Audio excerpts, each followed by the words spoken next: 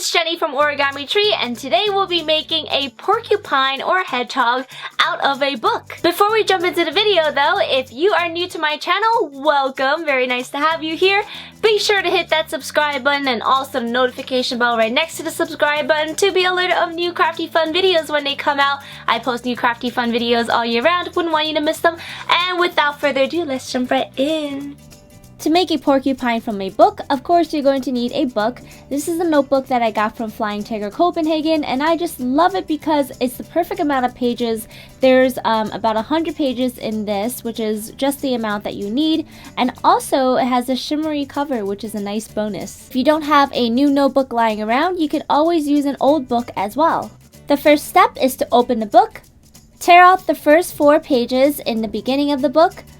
Also tear out the last 4 pages at the back of the book, and these will be the little spikes of the porcupine.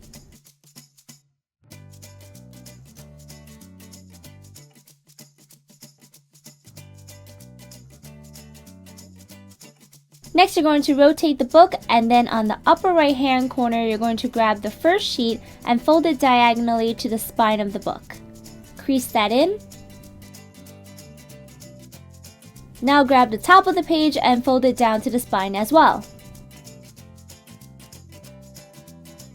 Now in the top left corner, I'm going to fold a little triangle. Now you can fold this as much or as little as you want. It's going to make up the back side of the porcupine.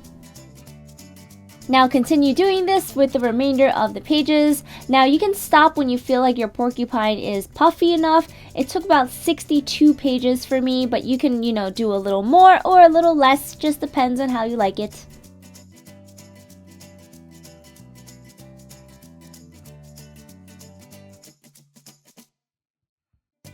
Once you've folded about 65 pages or so, squeeze at the very center to really flatten the porcupine. And here is a view from the top and a view from the back. Now grab the center of the book and rip all of the pages out from the spine.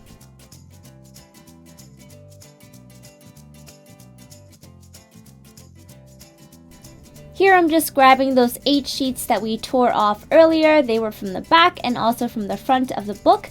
I'm stacking them together and placing the porcupine right on top of those pages.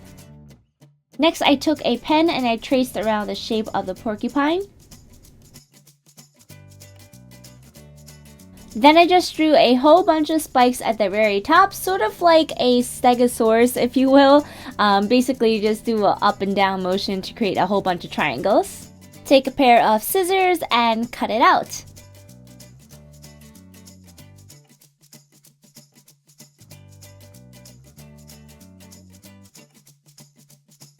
Round off the bottom left hand corner and also the bottom right hand corner so that it'll mold better to the shape of the porcupine.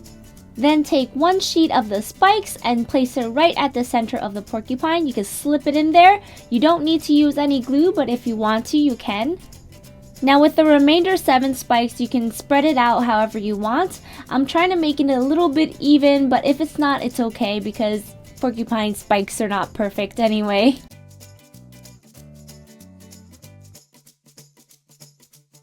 Once you're done inserting all the spikes, it should look like this. So cute. Here I'm just taking a small piece of felt and I am cutting out 2 black tiny eyes. You can use paper if you want if you don't have felt lying around, but I do like to use felt because I think it just adds a nice texture against the paper. Now I'm taking a tiny piece of pink felt and I am cutting out a heart shape for its nose.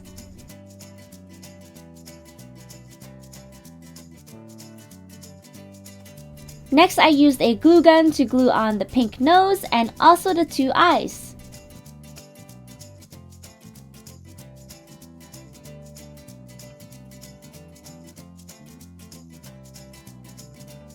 Once the glue is dried, your book folding porcupine is complete. Thank you so much for watching and also for sticking around until the very end of the video. If you are new to my channel, be sure you hit that subscribe button and also the notification bell right next to the subscribe button to be alerted of new videos when they come out. Also, if you're interested in more book folding projects, I have 2 more of them I think. I'll leave them in the video description below. I have a 3D heart one and then also a rainbow book one. So those are super fun. Be sure to check those out and I'll see you in my next video. Bye!